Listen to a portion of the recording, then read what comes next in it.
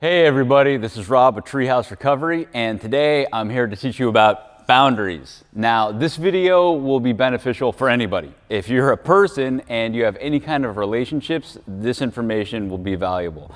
But pretty much the focus of the information I'm providing will be for people in recovery or if you have loved ones in recovery. So here's some information about boundaries. Boundaries are incredibly important, okay?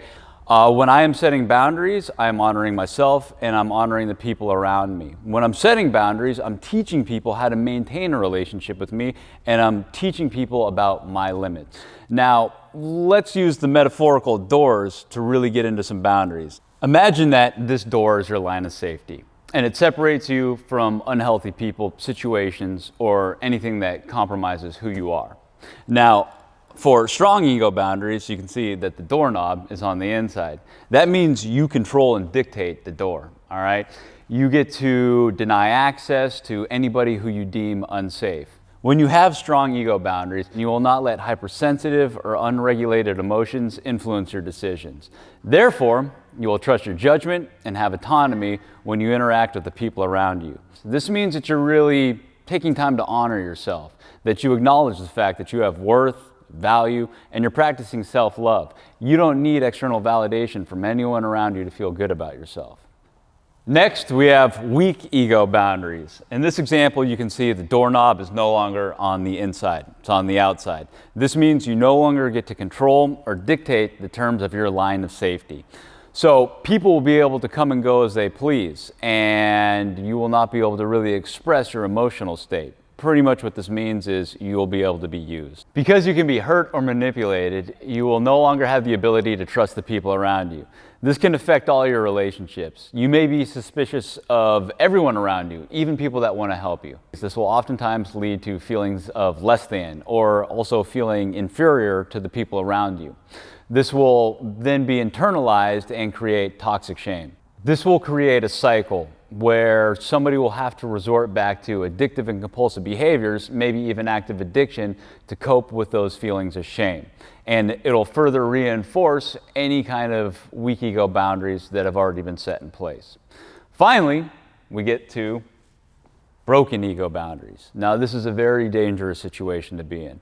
When you have broken ego boundaries, as you can see, not only is the doorknob on the outside, but the door's just been completely ripped off its hinges. So what this represents is there's now no line of defense.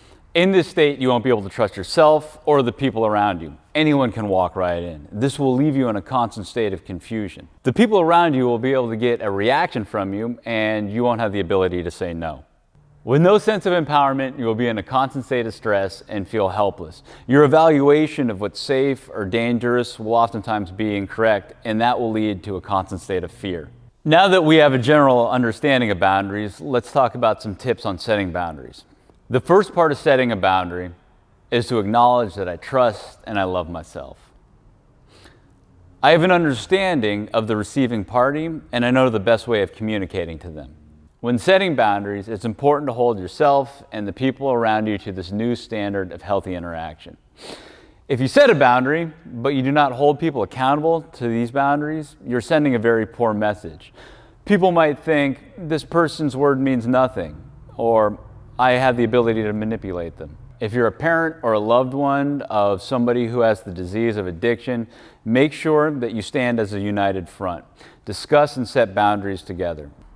Also, be prepared for when your loved one does enter treatment or a recovery center, they might begin to set boundaries with you. Be receptive to the way they communicate and respect their boundaries. While this might seem a little weird or new to you, please understand that this is actually a very positive change and reflects someone who's healing.